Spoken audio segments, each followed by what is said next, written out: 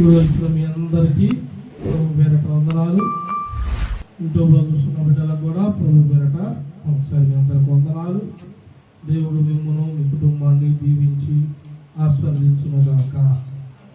ఆమేన్. ఒకసారి బిడ్డలు అందరూ హల్లెలూయా చూద్దామా? హల్లెలూయా. వాక్యంలోకి వెళ్దాం. ఋతు గ్రంథము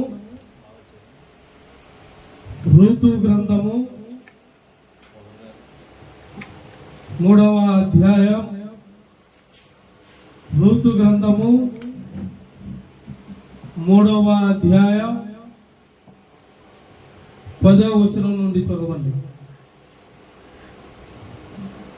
ఋతు గ్రంథము 3వ అధ్యాయం 10వ వచనం. అతడు నా కుమారి యెహోవా చేత నీవు దీవెన నొందిన దానవు, కొద్దివారినే గాని గొప్పవారినే గాని యవనస్తులను నీవు వెంబడింపక ఉండుట వలన నీ మునుపటి సత్ప్రవర్తన కంటే వెనుకటి సత్ప్రవర్తన మరి ఎక్కువైనది. కాబట్టి నా కుమారి భయపడకము, నీవు చెప్పినంతయు నీకు చేసేదను. నీవు యోగ్యురాలు అని నా జనులందరూ ఎరుగుదురు. ఆమేన్. హల్లెలూయా. ఇక్కడ ఋతు గ్రంథం 3వ అధ్యాయం 10-11 వచనాల్లో ఉన్న మాట ఏంటంటే, ఇక్కడ మాట్లాడుతున్న అతను ఎవరు? ఆ మాట మాట్లాడుతుంది ఎవరు? బోయాజ్. ఎవరు?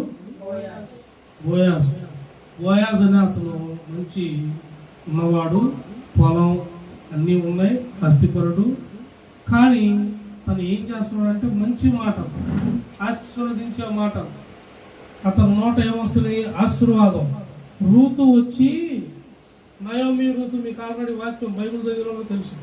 నయోమి ఋతు తెలుసు కదా, ఆల్రెడీ వాక్యం ఋతు మీద వాక్యాలు పరిశుద్ధాత్మకు చాలాసార్లు బోధించడం జరిగింది. ఋతు నయోమి ఋతు కలిసి వెళ్ళినప్పుడు, బాధల్లో ఉన్నప్పుడు ఋతుకి తన అత్త చెప్పింది, ఈ ఊర్లో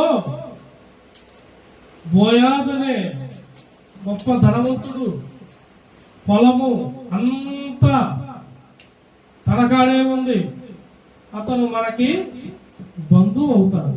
ఏమవుతాడు అని చెప్పింది. చెప్పి ఋతుకి చెప్పి పంపించింది పనికి. బోయాజు చాలా మంచివాడు. ఋతు పనులు ఎదుర్కొంటాడో చూసి, మీరు పిరికిలు లాగేటప్పుడు, అంటే ధాన్యం లాగేటప్పుడు, ఆ పనులు లాగేటప్పుడు ఒక గుప్పెడిని వదిలేయింది. తను వెనకాల ఏం చేస్తుంది? వేరుకుంటుంది. కాసిన వదిలేయండి, తనకు అక్కర్లకు వస్తాయి. మంచితనం ఇక్కడ. ఆశీర్వాదమైన మాటలు ఇవన్నీ, ఆశీర్వాద వచనాలు. అతను ఇంకా ఆశీర్వదించబడుతున్నాడు, అతను దీవించబడుతున్నాడు. అతనికి ఏది తక్కువ లేదు, కానీ తన కాడ ఏది ఉందంటే ఆశీర్వాదకరమైన మాటలు, లోబడే తత్వం. ఎందుకంటే ఇతను దేవుడికి లోబడ్డాడు. ఇతనికి ధనం వచ్చిందనో, పొలం ఉందనో, అన్నీ ఉన్నాయనో, ఆస్తిపాస్తులు, పనివారు అందరూ ఉన్నారన్న గర్వం లేదు. కానీ ఏముందంటే తనకి దేవుడు అంటే భయము, భక్తి రెండు ఉన్నాయి. అందుకే అతను దేవుడు యందు దయ కలిగిన వాడు, భక్తి కలిగిన వాడు, ఆశీర్వదించబడ్డవాడు. అవతల వారిని ఏమంటున్నాడు? ఆశీర్వాదకరమైన మాటలు. తన పాదాల దగ్గర ఋతు వచ్చి కొనుక్కుంటుంది. నయోమి అత్త చెబితే తను లేచి ఏమని అన్నాడు? అతడు నా కుమారి యెహోవా చేత నీవు దీవెన నొందిన దానవు, దీవెన నొందిన దానవు. ఎందుకన్నాడు ఆ మాట? తన పాదాల దగ్గర పడుకుంది, కాళ్ళ మధ్యలో పడుకొని ఉంది. తను ఉరుక్కుపడి లేచి అర్ధరేతుల్లో లేపి చెప్పాడు, మీరందరూ దేవుడి చేత ఆశీర్వదించబడ్డ వాళ్ళు అని. తనతో ఏమన్నాడు తెలుసా? కొద్దివారినే గాని గొప్పవారినే గాని యవనస్తులను నీవు వెంబడింపక. ఎవరిని? కొద్దివారిని గొప్పవారిని అంటే ఎవరు అనుకుంటున్నారు? హెచ్చు తగ్గురు కాదు. దేవుడంటే భయము భక్తి ఉన్నవాడు పొరుగు వారిని చూడడు, అవతల వారిని చూడడు, సమయాన్ని చూడడు. దేవుడు ఏ సమయం ఇచ్చాడో ఆ మునుపటి సత్క్రియ చూసుకో, నీలో ఉంటుందా? నీవు దాన్ని వేడక ఉన్నప్పుడు నీవు భయపడకో. దేవుడు నీకప్పుడు తోడుగా ఉంటాడు, దీవిస్తాడు. మీరు పడుతున్న బాధల నుండి విడుదలను ఇస్తాడు. ఎప్పుడు మునుపటి మొదటి మీ ఆలోచన ఎలా ఉంది? రూతు ఆలోచన, నయోమి ఆలోచన ఎలా ఉంది? అతను మన దూరం పొందు తన పాదాల చెంతకి తను నిద్రిస్తున్నప్పుడు వెళ్ళి తన రెండు పాదాల దగ్గరికి వెళ్ళి నీవు కప్పుకో, పనుకొండు, తను జాలి తొలగిద్ది, తను మనవాడే అని తను వ్యతిరేకంగా అంటే తను కొంచెం దగ్గర అవుతాడు అనుకుంది. ఇలాంటి దేవుని కాడ పనికిరావు. రూతుకి బోయాజు ఏమని చెప్పాడు తెలుసా?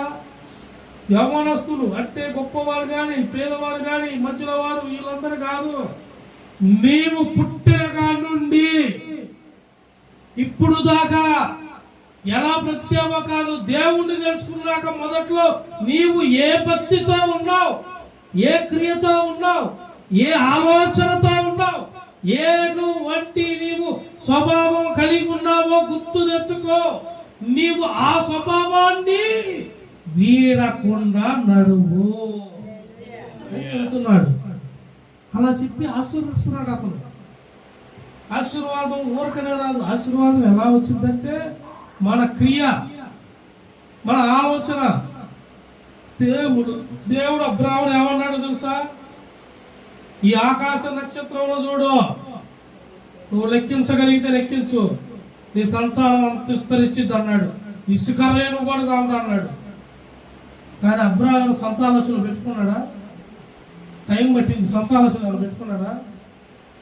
దేవుడు ఏమేమి చూస్తున్నాడో ఎన్నిటినీ నడిపిస్తున్నాడు. దేవుడి దగ్గరికి వెళ్తున్నాడు.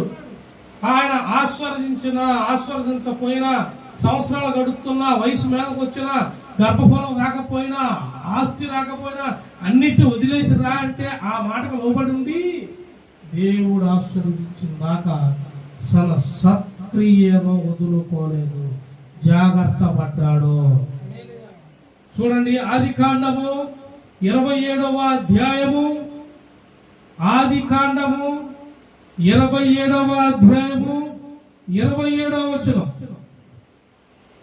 అతడు దగ్గరికి వచ్చి అతనిని ముద్దు పెట్టుకొనెను. అప్పుడు అతడు అతని వస్త్రములను వాసన చూచి అతన్ని దీవించి ఇట్లను, ఇదిగో నా కుమారుని సువాసన యెహోవా దీవించిన చేని. దేవుడు దీవించిన వారి దగ్గర పరిమళ తైలం అనే సువాసన వచ్చింది. ఇక్కడ యాకోబు అనగా ఇజ్రాయేలు. యాకోబుకు మరో పేరు, దేవుడు పెట్టిన పేరేంది? ఇజ్రాయేలు. ఇజ్రాయేలుకి దేవుడు, ఇజ్రాయేలు యాకోబు నువ్వు ఎవరు మోసపుచ్చేవాడివి కాదు, ఇక మోసకరుడివి కాదు, నువ్వు నన్ను గెలిచావు కాబట్టి నీ పేరు ఇజ్రాయేలు అని పెట్టాడు. ఎవరు? దేవుడు పెట్టాడు. దేవుడు ఎలా పెట్టింది? కానీ ఆ పైన ఏమన్నా చూడు, యాకోబు 23వ వచనం, యాకోబు చేతులు అతని అన్నయ్య అయిన ఏశావు చేతుల వలె ఏమైనందున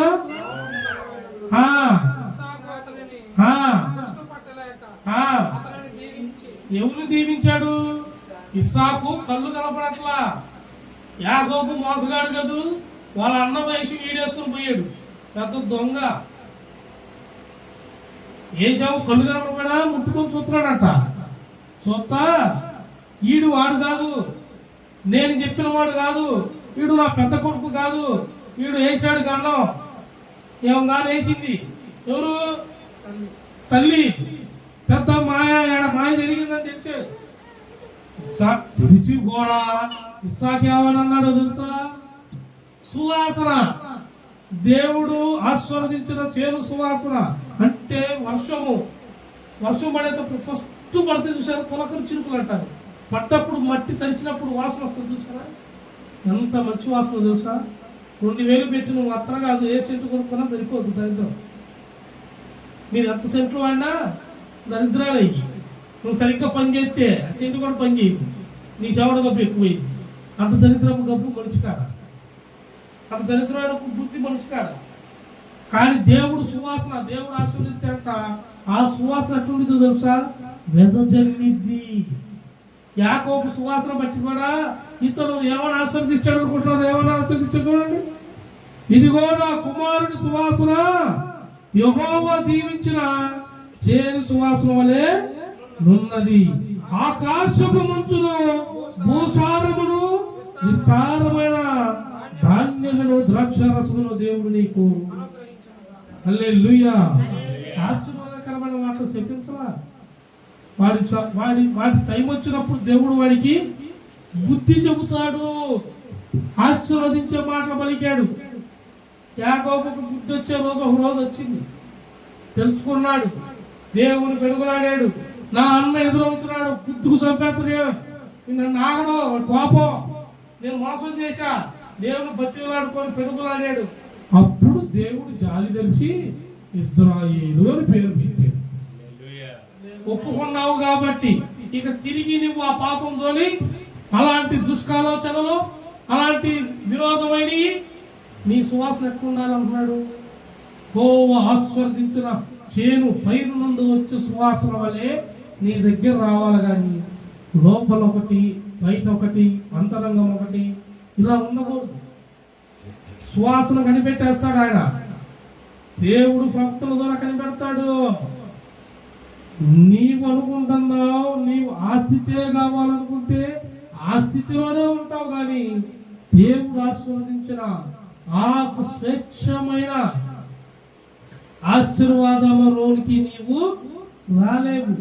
ఆ సువాసన ఎప్పుడైతే నువ్వు లోపరుచుకొని ఆ సువాసన నీ మీదకి వచ్చిందో అప్పుడు ఎప్పుడైతే నువ్వు లోపడతావో నీకు ఆశీర్వాదములు శ్రేష్టంగా దొరుకుతాయి. హల్లెలూయా. చూడండి, కావాలంటే యెషయా గ్రంథం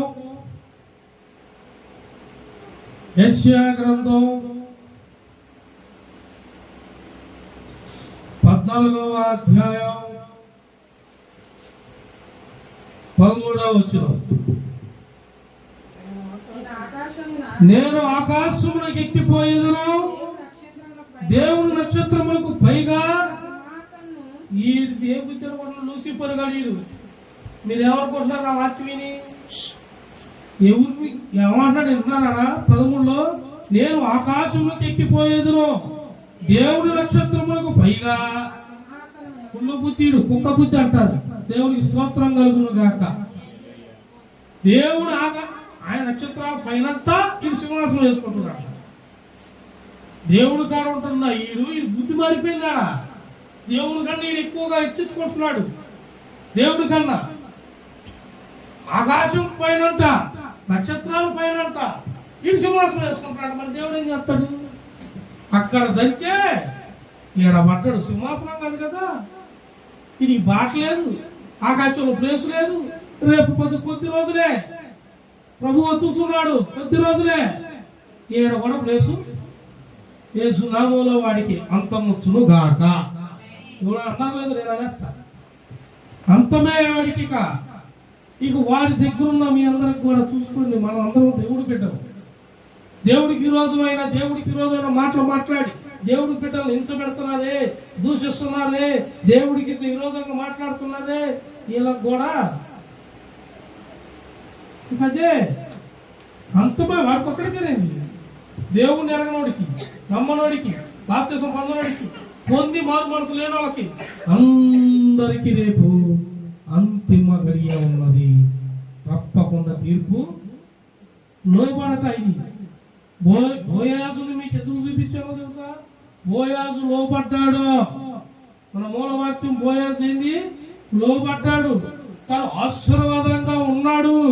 తన దగ్గరికి వచ్చిన పనివారిని ఆశీర్వాదంగా ఉండుటకు మాట్లాడుతున్నాడు, నడిపిస్తున్నాడు. నీ క్రియను చూసుకో, నీ ప్రవర్తన చూసుకో, నీ నడవడిక చూసుకో. మొన్న అడగిన తొవ్వేరు కొత్త మందిరం యూట్యూబ్లో పోయినా మందిరం చెప్పి మనం చూపించామా? చూపించాము. మరి చూపించాలని చెప్పు. నీ వీడియో తీసుకుంటే ఇందులో చూపి, ఇందులో అందరినీ చూపి. ఆ యూట్యూబ్లో వాళ్ళందరూ తెలియదు. నిన్న మన నైట్ ఇల్లు కల్లా వాళ్ళు 5 బండ్ల వరకు మారుతామని చెప్పారు. వాళ్ళు తవ్వించారు. నిన్న మేము వచ్చేది పడవాలి ఆడేవాళ్ళు. బండ్లు ఎవరు మార్చాడు? ఏమే వచ్చావు? మేము అందరం కలిసి పని నిన్న సాయంత్రం దాకా ఏడావాలి. రాత్రి 11 దాకా ఏడావాలి. రాత్రి 11 దాకా ఉన్నప్పుడు ఆదివారం ఆరాధన మారుతానంటే ఊరుకుంటున్నా. గుర్తు పెట్టుకోండి, పని అది. పని చేసింది లెక్క రాదు. పని ఎవరికి చేస్తున్నాం? దేవుడు పని. ఎన్ని పనులు ఉన్నా పనులు పక్కన పెట్టాలి. దేవుడు పని. నిన్న అందరూ కలిసి పని చేశారు. అందరం కలిసి ప్లానింగ్. అదే బేల్దారి మిత్ర మేమే వేసింది.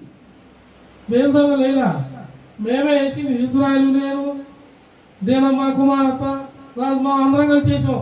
విజయన్నాయ్ అందరం కలిసి చేసినాయి ఆ పనులు. ఏం చేసాం కష్టపడి నిన్నంతా. ఎందుకు? దేవుడు పనిది. నైట్ డ్యూటీ కంటిన్యూ చేసి వచ్చాడు ఇజ్రాయిల్ కూడా. విజయన్న డ్యూటీ నుండి వచ్చాడు. వాళ్ళు ఓట్ల పూసుకొని ఓట్లు అయిపోయాక వచ్చారు.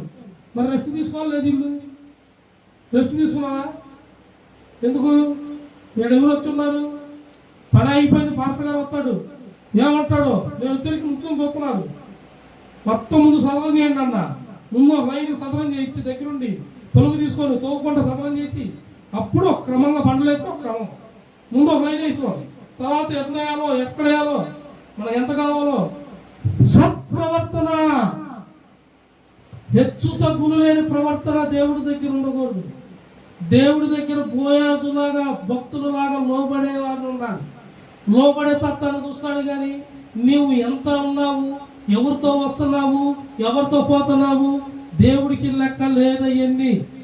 నీవు ఎవరితో వస్తే కాదు, దేవుడి దగ్గరికి మీరు రండి. అప్పుడు నీ దగ్గరికి దేవుడు కాకుండా ఇంకో నన్ను పెట్టుకో. నువ్వు పోయేది నువ్వా దేవుడా?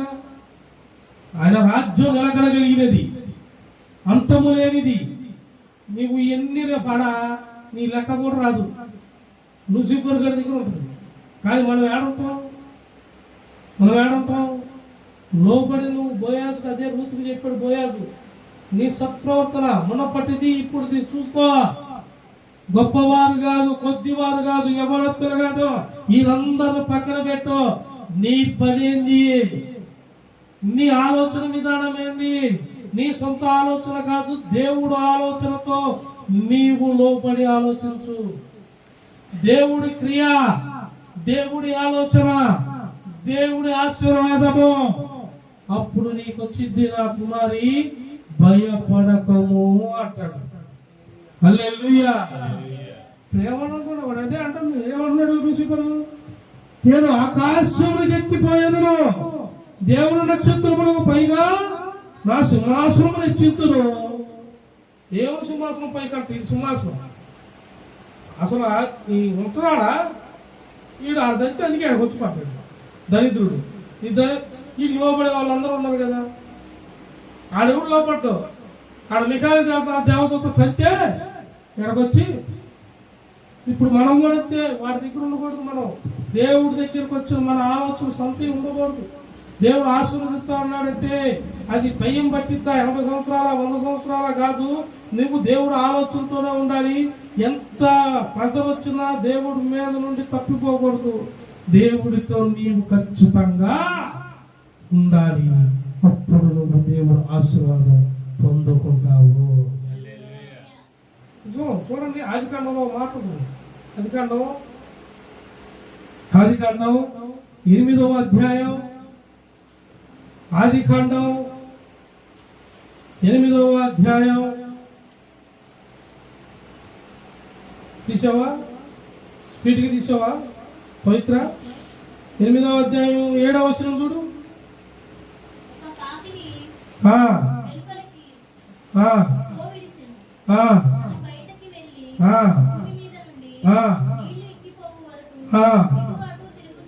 హల్లెలూయా.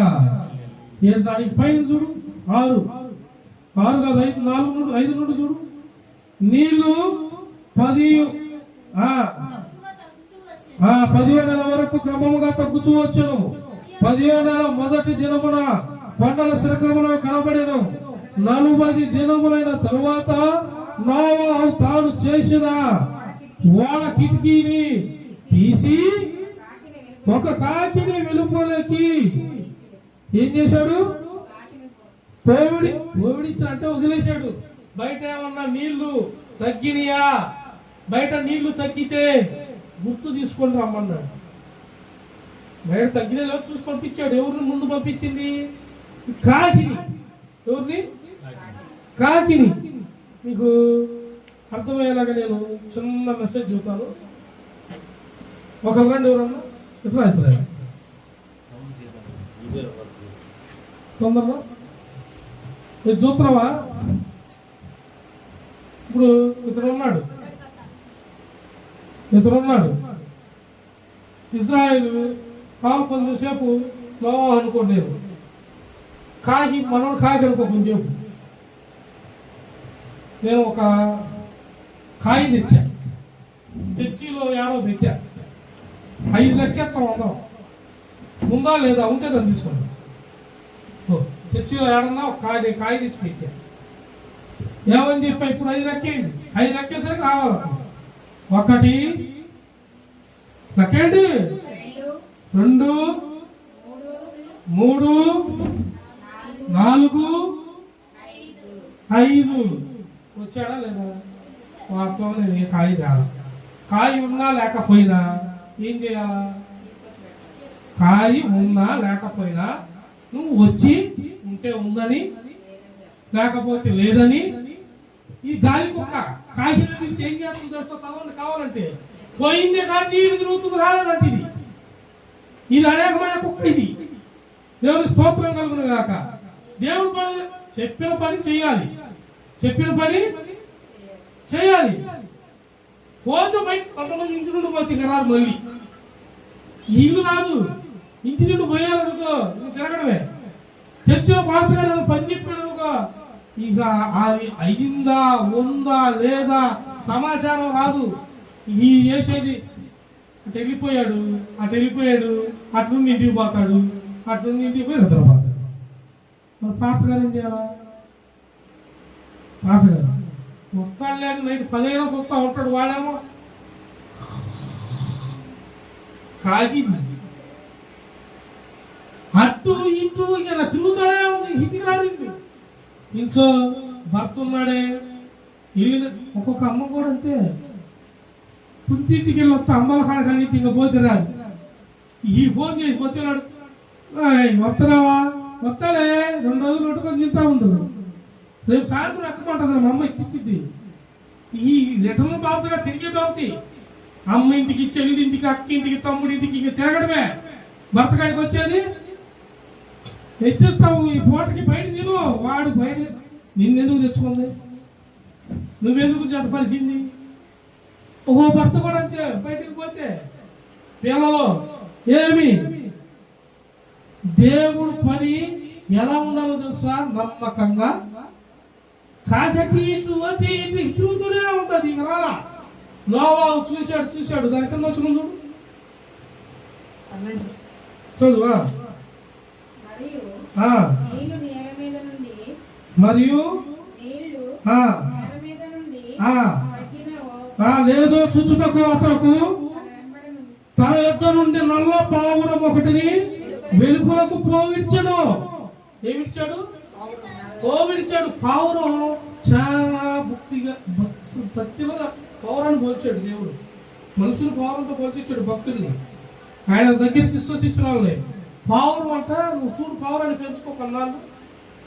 నువ్వు ఎగరేసిన మళ్ళీ అది నీకడికే ఇది పోతుంది. నల్ల పౌరాన్ని అయితే పోయిందట. ముందు చూసింది, వచ్చింది. మళ్ళా కొద్ది రోజుల తర్వాత మళ్ళీ పౌరాన్ని మళ్ళీ వదిలాడు. మళ్ళీ వదిలితే మళ్ళీ వెళ్ళింది, చూసింది, వచ్చింది. ఎక్కడికొచ్చింది? తన గృహానికి, తన యజమాని దగ్గరికి. ఈ కాకి ఏడకపోయిందో తెలియదు, ఇది ఏడ బతుకుతుందో తెలియదు. ఇది తిరగడమే. ఈ దైవజనుడు దేవుడు ఇక చూసి ఇది మారదో, ఈ బతికింతే వదిలా.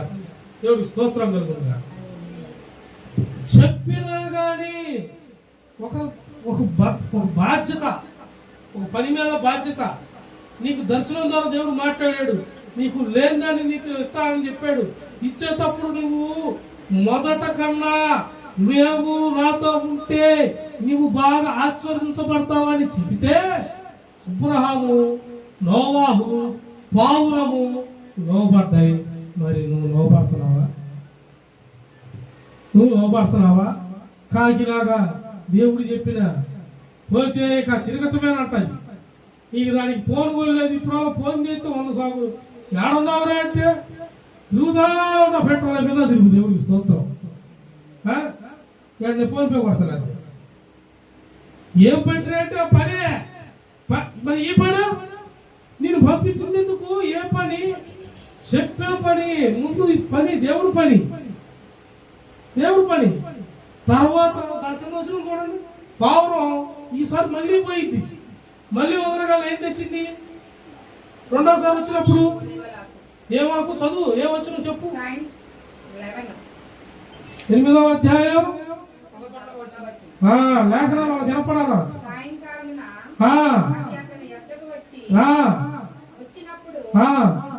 తృప్చబడిన ఏం చెట్టు? ఒలీవ చెట్టు. ఇది ఎదుగుదలకు ఒలీవ చెట్టు. ఒలీవ చెట్టు దేనికి? ఎదుగుదలకి. దేవుడు ఎన్ని దినాలు అనుకుంటున్నావు? ఎన్ని దినాలు వర్షం పడిందండి? ఎన్ని దినాలు? దాదాపు 5 నెలలు, 150 రోజులు. అది రాసుందా? ఫస్ట్ మీరు చదివింది అదే, 7వ వచనం కాడ ఉంటుంది. 150 దినాలేనా? 150 అంటే ఎన్ని నెలలు? ప్రచండ వర్షం.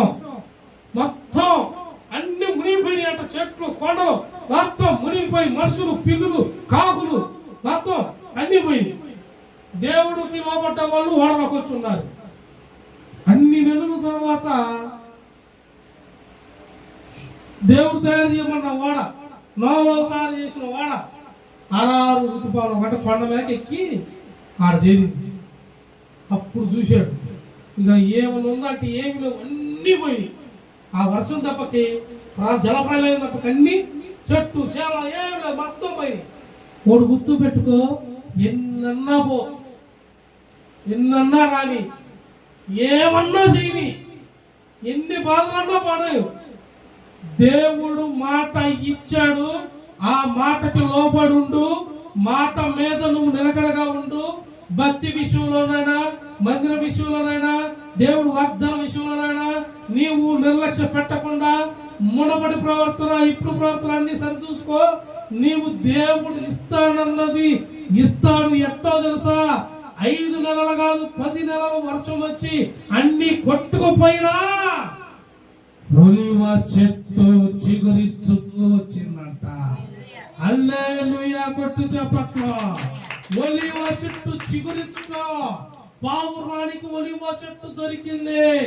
ఒలీవ చిగురును పావురం తీసుకొని నోవాహు దగ్గరికి వచ్చింది. ఇప్పుడు ఇతను కాకిలాగా వెళ్ళిపోయాడా, పావురంలాగా వచ్చాడా? పావురంలాగా, కాకిలాగా వెళ్ళాడు వెనకాకి. కానీ కాకిలా కాదు, ఇతను పావురంలాగే వెళ్ళాడు. పావురంలాగే చెప్పాడు. నేనేమని చెప్పా? నీ ఇక్కడ ఎక్కడైనా పండు ఉందా? ఉంటే అది ఉంటే తీసుకొని రా, లేకపోతే ఇప్పుడు అతను ఆడే ఎదురాడుతా ఉంటే మధురం అయిపోయింది. నేను కూడా వెళ్ళిపోయాను.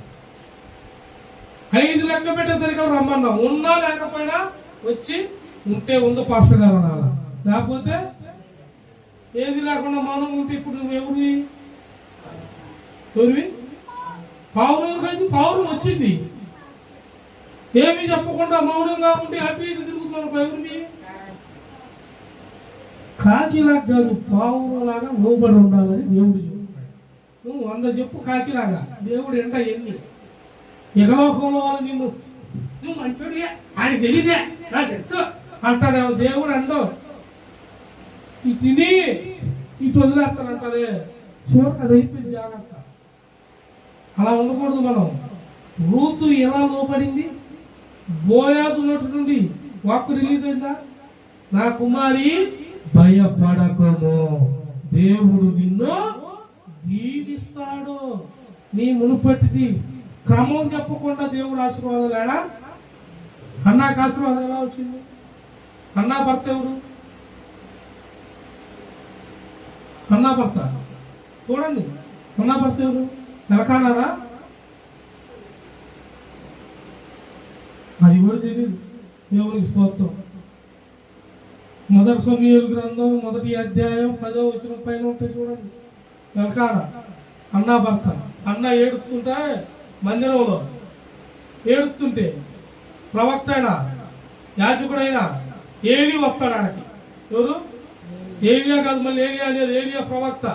ఇతను యాజకుడు ఏలి వచ్చి మత్తురాలు అయి ఉన్నామేంది, ఎందుకు అట్ట ఎడుతున్నావు, ఎందుకు ఎడుతున్నావు అంటే అవి చెప్పింది, నేను మత్తురాలు కాదు, ఏడవట్లేదు, నా బాధము దేవునికి.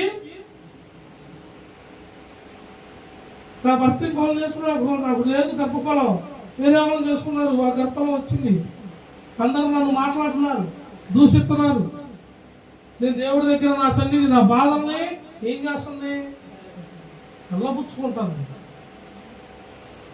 అప్పుడు ఏలి నోటి నుండి, ఇదిగో ఇక నువ్వు దుఃఖపడపాకు, దేవుడు నీకు గర్భద్వారము ఇచ్చాడు, ఆనందంగా ఎల్లుము అన్నాడు. ఆమేన్. ఆనందంగా ఎల్లుము. గర్భద్వారం అనగానే ఇంకా అన్నాకి నవ్వు వచ్చేసింది, ఆనందం వచ్చింది. ఎవరున్నారు గర్భఫలం కోసం? ఇప్పుడు మాట్లాడిన మాటలన్నింటిలో ఎవరెవరు ఉన్నారో దేవుడు పరిశుద్ధాత్ముడు చెబుతున్నాడు, ఇదిగో ఇన్నాళ్ళు పడ్డవు దుఃఖం, ఇక ఆనందంగా ఇల్లు, సమస్తము నీకు తోడై ఉన్న దేవుడు అందించును గాక. ఆమేన్. ఇది ఎవరికి? అది కూడా చెప్పండి. వాగ్దానం ఇచ్చాడు, ఆశీర్వాదం ఇచ్చాడు. ఎవరికి? లోపడ్డ వాళ్ళక, లోపడిన వాళ్ళక, కాకికా పౌరానికా, గాలికి తిరిగేవాడికా, చర్చికి వచ్చేవాళ్ళక, ప్రార్థన చేసేవాడికా, ప్రార్థన చేయనోడికా, బైబుల్ చదివేవాడికా, బైబుల్ చదవనోడికా? నువ్వు అక్కడ చేస్తే సరిపోదు. మరి బాప్తిసం తీసుకోవాలి, బాప్తిసం తీసుకున్నాగా అంటే కడుక్కో, శుద్ధి చేసుకో అంటాడు. బాప్తిసం తీసుకున్నావు, ఏది బైబుల్? ప్రార్థన ఏది? లోపడే తత్వం ఏది? టయానికి కట్టుకుంటున్నావా? స్పెండ్ చేస్తున్నావా? అసలు నాతో ఎప్పుడైనా పలకరించావా? నేనేం చెబుతున్నాను, నువ్వు వింటున్నావా? హృదయ శుద్ధి కలుగు, మారు మనసు మొత్తం. నీవు బాప్తిసం తీసుకున్నావు, ఓకే కాదట్లా. నీ హృదయం మారు మనసు పొందావా? ఆ బాప్తిసం ఉందా? నువ్వు తీసుకున్న బాప్తిసం మనసుకు కూడా ఉండాలి. పైకి తీసుకున్నాను నేను అని అందరూ చెప్పుకోవటం కాదు. నీ హృదయం జనాలు కనిపెట్టేస్తారు. మందిరానికి వెళ్తే తన సొక్కా, బయటకు వస్తే రంగుల సొక్కా, నీ అవతారం బయటకు పడిపోయింది. అన్నమాట. దేవునికి స్తోత్రం కలుగును గాక.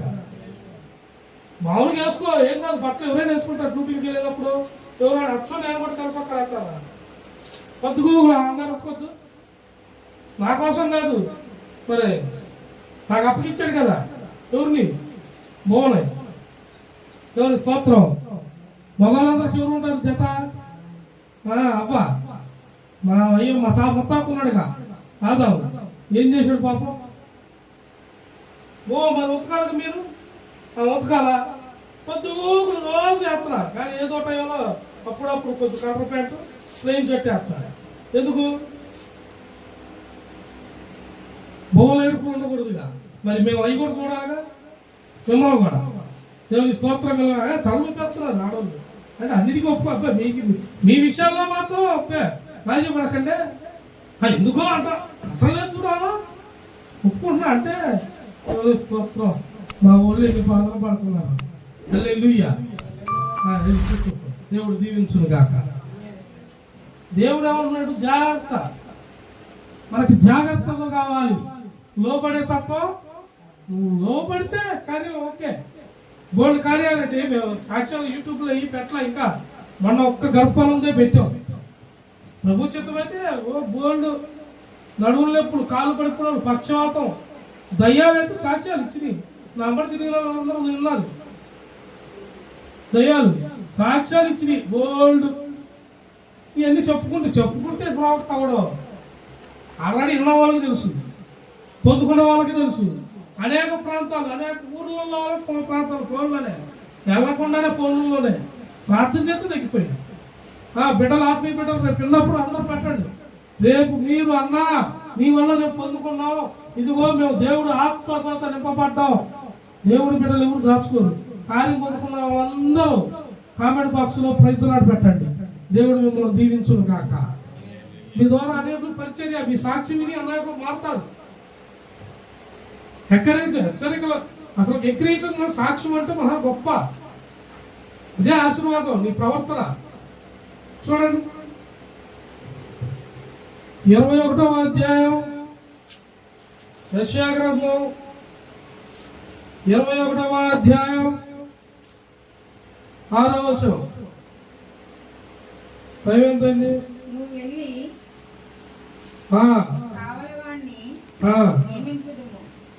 నీవు వెళ్ళి కావలవాడిని నియమింపుము, అతడు తనకు కనబడు దానిని ఏం చేస్తాడంట? నా చెప్పా కదా, కాకి పని చేస్తేనే పోయింది. పని చేసిందా? పని చేసిందా? అసలు నువ్వు చేయించావో లేదో చెప్పినోడికి యజమానుడికి తెలుసా? వాడి సాయంత్రం పొంది ఇందాక టైం అయింది ఏడున్నారంటే పొద్దుంటే తీరికలేదు. పక్కన తిన్న రోజు తీరికలేదు. నాకేం ఏడ తగలటం. దేవుని స్తోత్రం కలుగును కాదు. మా బట్టలు, మా అవతారాలు, మా చుట్టూ చూస్తే అర్థమైంది. మళ్ళీ రాత్రి నిండిపోయా గంటలో మన గ్యాప్ అట్టపోయి స్నానం చేసి తలస్నానం చేసి మళ్ళీ ఎట్టొచ్చి రాత్రి పొద్దున్న తీరికలేదు. అక్కడ వాక్యం అయిపోయింది. వీడియో అదే పని, ప్రతి ఒక్కరు అది పని. వీడియో పెట్టితే ఇంకో వీడియో చేస్తా నువ్వు వెళ్ళి బట్టలు మార్చుకుంటారా? పని చేసావు, ఎవరు చేస్తున్నారు? ధర్మం అది, పని ధర్మం అందరం చేయాలి. పని అయిపోయింది. ఈ పని నీకు అప్పగించమని ఎవరికి చేయదు. వాళ్ళు నేర్చుకున్నదాకా ఎవరు తెలియదు. పని ఏం చేయాలి? వచ్చి వీడియో అన్ని సెట్ చేసి వీడియో ఏం చేస్తే ఎవరు తెస్తా ఉంటారు. లోపల నువ్వు బట్టలు మార్చుకుని వచ్చి నువ్వు కట్టి అదే నువ్వు 12:30 కొత్త వాక్యం నీకు పెట్టలేదు. దేవుడు ధర్మం. మనం బువ్వలు, బట్టలు, కేకులు ఇవన్నీ పక్కన పడే ఇవన్నీ కాదు. మనకి నిత్యము నీకును నీ బిడ్డలకును ఏమొచ్చిందో తెలుసా? నిత్యము నోటి నిండా ఆనంద తైలమునిస్తాడు. నీ తల మీద నూనెను పోస్తాడు, అభిషేకాన్ని నింపుతాడు. నీ నోట, నీ పిల్లల నోట ఆనందం ఉంటది. ఆయన రాజ్యం శాశ్వతమైన ఆ రాజ్యంలో మనం ఉండాలి. మనం ఉండాలంటే పని, దేవుడు చేసిన పని, దేవుడి కాడ చేసిన పని మనం చెప్పకూడదు. మేము ఇంత పని చేసామండి, అంత పని చేస్తామండి. రాత్రాడా రేపు నువ్వు పుట్టిన కానీ ఏమేమి చేసావో రాత్రుడు, నీకు ఏమేమి ఇచ్చాడో రాత్తాడు. మరి అన్నిత్వా నీ బతుకు చదివితే మార్చాను నేనే అంటాడు. ఏం చేస్తా? ఏపు తెగరెచ్చిపోయాడు. ఫస్ట్లో కింద పనుకున్నాడు, గుంట తీసుకొని తప్పైంది భారీ అసహించు దేవుని దూషించంటే నిన్ను దూషిస్తా కానీ దేవుని దూషించడం పోతే పండి ఉంటే ఉన్నాడు అన్నాడు. దేవుని స్తోత్రం కలుగును కాక. పోతే పండి ఉంటా ఉన్నాడు అన్నాడు. ఎన్ని మొక్కలు ఎన్ని మనకు ఉండకూడదు. మనం అంతా బాధలు, సమస్యలు మన కాడ దేవుడు మనం మిరాకిల్ చేశాడు. ఇప్పుడు ఒకప్పుడు కాదు మనం, ఇప్పుడు నువ్వు దేవుడు చేత నింపబడ్డావాడి. నీ శరీరం దేవుడు ఆత్మ చేత నింపబడ్డది. చెయ్యి ఇరిగింది. వీడియో సాక్ష్యం చెప్పాము ఎప్పుడైనా మనం. దేవుని స్తోత్రం కలుగును కాక. కుదిరితే రేపు చెబుతాను, కుదిరితే ఈసారి సాక్ష్యం మొత్తం పెడతాను. ఇన్ని ఉన్నా కానీ మరి నేను ఎప్పుడన్నా ఎన్నింటికి అన్నం చెప్పినా బయటోడికి తెలియదేమో సంఘం వాళ్ళకి. మరి ఎట్లున్నా ఈ వంకలు రాజూతులు వచ్చి వంకలు కాదు కాకిలాగా మనం ఉండకూడదు. దేవుడు అంటాడు, పావురము వలె నీవు బాధ్యత కలిగి వహించు. దేవుడు దగ్గర మనం పదార్థంగా ఇప్పుడు అదే అన్న ఆయన ఏమన్నాడు? నీవు వెళ్ళి కావిలి వాడిని నియమింపము, అతడు కనకు కనపడిందని. అంటే రాత్రి లేదు పగల లేదు. ఆ వచనాలన్నీ ఇంటికి వెళ్ళి చదవండి ఉంటుంది. కావిలి వాడంటే రాత్రి పగల కింద కూడా అయ్యే ఉంటాయి. మీరు కింద వచనాలను చదువుకుంటే కనపడింది. టైం లేదు ఇప్పుడు. దేవుని స్తోత్రం కలుగును కాక. కావాలి రాత్రి లేదు పగల చూస్తూనే ఉంటాడు. ఏం కనపడుతుంది? ఎవరు దాడి చేస్తున్నారు? యుద్ధానికి ఎవరు వస్తున్నారు? దేవుడు పెట్టలు వస్తున్నారు. ఎందుకు ఆజ్ఞానం వచ్చింది. నిన్ను నియమించిన పని ధర్మం. నీ పని నువ్వు సక్రమంగా చేయాలి. ఎవరైనా సరే ఇక్కడ పాస్టర్ అమ్మ చేస్తామని నేను చెప్పిన అమ్మన్నారు. అసలు ఆమె చెప్పింది మీకు. మరి ఆమె ఎవడు పని వాడు, ఆమె పని ఆమె చేయబోతే ఆశీర్వాదం నీకు వచ్చింది, ఆమెకు వచ్చింది. నువ్వు చేసావు, నువ్వు బతుకుంటున్నావు, ఆమె బతుకుంటున్నా. మన గుండె రేపు ఆమెకు వచ్చిందా నీకు వచ్చిందా? కడుపులే పాముకు వచ్చిందా నీకు వచ్చిందా? దేవుడు స్వత పొందింది, ఆమె పొందుకున్నా, నువ్వు పొందుకున్నావా? పొందుకున్నా జ్ఞానం వచ్చిందా రాదా? దేవుడు స్తోత్రం కలిగినట్టు ఈ ఊరు పని వాళ్ళే. నువ్వు ఎచ్చు చూపితే అక్కడ అతను తీర్పిస్తున్నా ఇది రా తీర్పు రాస్తాడు నీ మీద. తీర్పును మనం ఇవ్వకూడదు. వాడు రావట్లేదు పనికి, మనం పని చేసామనుకో ఇలాగా రేపైనా వాడికి గుర్తు వచ్చింది. ఎంతమంది అతనికి ఏది రేపు బిల్డప్ ఎత్తానని వచ్చి ఎవరు పనిది? దేవుడి పని. దేవుడి దగ్గరకు అందరూ వచ్చుదురు గనక. సర్వ శరీరులు నీ యొద్దకు వచ్చేదరు. అందరి ప్రార్థనలు ఆలకించువాడా అని ఉంది. మనం ఆల్రెడీ 2 వారాల క్రితం పరిశుద్ధాత్ముడు ఆ వాక్యం కూడా చెప్పాడు. దేవుని స్తోత్రం కలుగుతుంది. నిలకడ ఇది అదే అంటాడు, కావాలని నియమింపు. వాడు పని వాడు చేయాలి. ఏంటంటే వాడు పొద్దున్న రాత్రిగా ప్రాస్టర్ గారు 10 దాకా నిద్రపోయాడంటే కుదరదు. వాడు వచ్చి దోసుకుని పోతాడు. నేను నియమించినందుకు ఇవన్నీ కాదు. నువ్వు వాళ్ళకడే నిద్రపో, నాకేమైంది? వాళ్ళకడే అవగానే అలా నువ్వు నియమించిన పని కరెక్ట్గా సెక్యూరిటీ నైట్ సెక్యూరిటీ ఎందుకు పెట్టుకుంటున్నారు? బ్యాంకులకి, హాస్పిటల్కి, అన్నిటికీ 2 కాళ్ళు పెద్ద సోఫా తెచ్చుకొని పడుకుంటాడు. ఏమవుతుంది? నిన్ను రేపు తెల్లారి నీ భజన నీకు పోలీసు ముందు దోచుకునేవాడు కదరా. నువ్వు ఉన్నందుకేనా? వాడు నువ్వేమన్నా దొంగ దొరకడమే కానీ ముందు నిన్ను అన్నాడు ఇస్తాడు. ఎందుకు? నీకు బాధ్యత లేదు. నువ్వు ఉంటే నువ్వు జరిగింది నిద్రపోతున్నాయి. నిద్రపడవచ్చు. బాత్రూమ్ ఇప్పుడే ఎందుకు వచ్చా? బాత్రూమ్ అంటాడు పోలీస్ ఆయన. ఉన్నాను ఆయన మంచినీళ్ళ బాత్రూంలో ఎన్ని నీళ్ళు వస్తున్నాయని అడుగుతురా. 2 బీగుతున్నా ఆపుతారా? నీ నాటకాలు వాడికి నీకుందా? వాడి ధర్మం. ఎందుకు? పోలీస్ అయిన ధర్మం. పోలీసులు కొడుతున్నారంటే పనుల మీద వెళ్తుంటే ఆపుతున్నారు, కొడుతున్నారంటే వాళ్ళు అక్క లేకపోతే అసలు మాట్లాడతారు. వీళ్ళు కుర్రోళ్ళు ఎట్ట పడితే వాడుతున్నారు పనులు. పోలీసు వాళ్ళందరికీ దేవుడి పేరట వందనాలు. మీ అందరినీ దేవుడు దీవించును గాక. కొంత వాళ్ళు కూడా మంచి బాధ్యత అది. వాళ్ళు ఆ మాత్రం కూడా లేకపోతే అసలు మాట్లాడరు వీళ్ళు. అబ్బే ముందుగా లేకపోతే ఒకడైనా గాలి కూడా లేచి చేతితో పట్టుకుని వస్తారు అక్కడ కూడా. ఇది బండ్లు కొనిపించేందుకు తల్లిదండ్రులు రూల్స్ పాటించాలి. దేవుడి కాడ కూడా అంతే, క్రమబద్ధము ఉండాలి. క్రమం ఉన్నప్పుడు నీవు దేవుడి ఆశీర్వాదంలో నిశ్చయముగా పొందుకుంటావు. హల్లెలూయా. చూడండి, ఒకే ఒక వచనం ముగించుకున్నాం. ఇక 2వ సమూయేలు గ్రంథము